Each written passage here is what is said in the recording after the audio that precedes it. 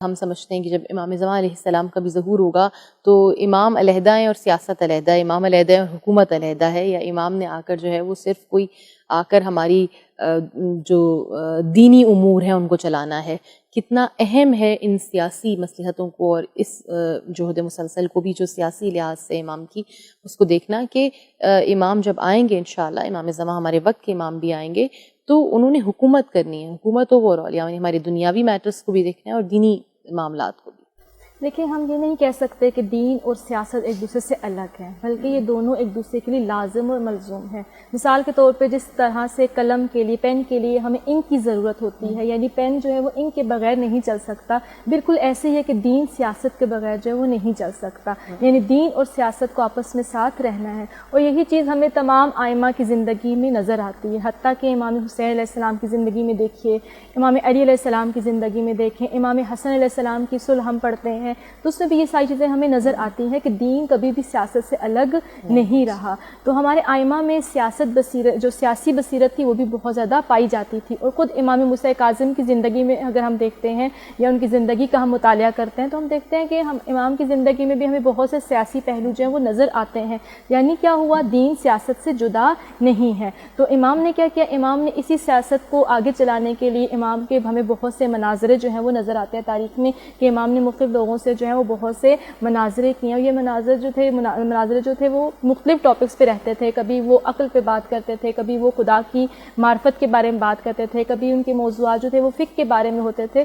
تو اس لیے بس یعنی دین سیاست سے کبھی بھی جدا نہیں ہو سکتا. اور اگر ہم چاہتے ہیں کہ ہمارا معاشرہ جو اسلامی معاشرہ رہے اور اسلامی قوانین جو ہے وہ نافذ ہو سکے تو اس کے لیے ضروری ہے کہ ہم دین اور سیاست دونوں کو ساتھ میں لے کر جیسے اقبال نے کہا تھا، جلال بادشاہی ہو یا جمہوری تماشا ہو، جدا ہو دین سیاست سے تو رہ جاتی ہے چنگیزی. خیر اگر ہم انہی حالات کو آگے بڑھائیں کہ امام ایک ایسے دور میں زندگی گزار رہے ہیں یا ایسے حاکم کے دور میں زندگی گزار رہے ہیں، ایک ایسے عباسی خلیفہ کے دور میں کہ جو اپنے بیٹے کو کہتا ہے کہ اگر تو نے بھی میری خلافت کی جانب یا حکومت یا تخت کو دیکھا بری نگاہ سے میں تیری آنکھیں نکلوا دوں گا. تو جو اپنے بیٹے کے لیے حکومت کی محبت میں، دنیا کی محبت میں ایسے جذبات رکھتا ہو، امام کے لیے کس قدر مخالف ہوگا. بالکل امام کی تمام جد و جہد ہی اس کا باعث بنی کہ وہ اتنا مخالف ہو گیا امام کا کہ جیسے ہم جانتے ہیں کہ امام کی بیشتر جو امامت کا دور ہے وہ قید و بند میں گزرا. اس کے علاوہ اس نے بہت کوششیں کی کہ وقتاً فوقتاً مولا کو کسی طرح سے زہر کے ذریعے یا کسی اور طریقے سے شہید کر دیا جائے. مولا اس دنیا سے کوچ فرماتے تو اس کے لیے آسانیاں تھیں.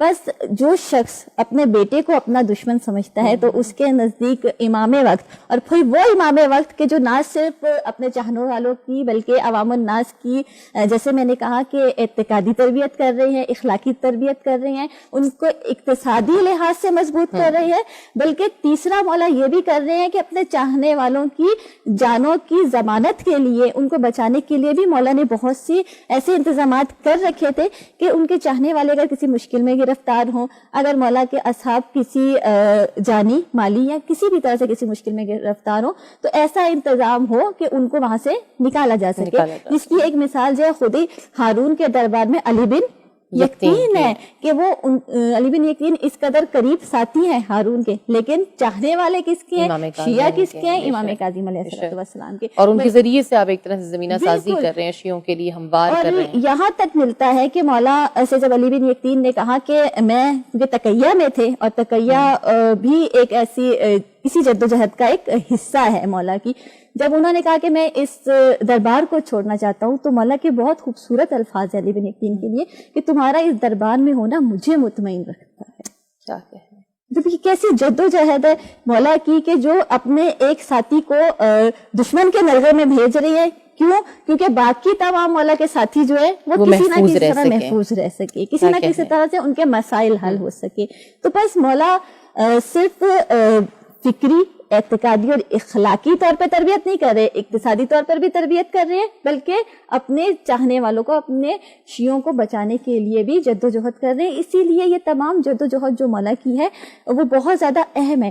اور دوسرا یہ اس لیے بھی اہم ہے کہ مولا نے یہ تمام جد و جہد جو ہے وہ آزاد رہ کر نہیں کی ہے بلکہ قید و بند میں کی ہے. جہاں ایک طرف مولا کی عبادت اس قدر بلند ہے کہ جب مولا کو قید کیا گیا تو مولا نے شکر کیا کہ پروردگار اب مجھے تیری عبادت کے لیے موقع ملے گا, وقت میسر آئے گا. وہیں پر مولا ان تمام چیزوں کو بھی لے کر چل رہے ہیں. تو یہ ایسی جدوجہد ہے کہ جس کی مثال ہمیں بہت کم ملتی ہے.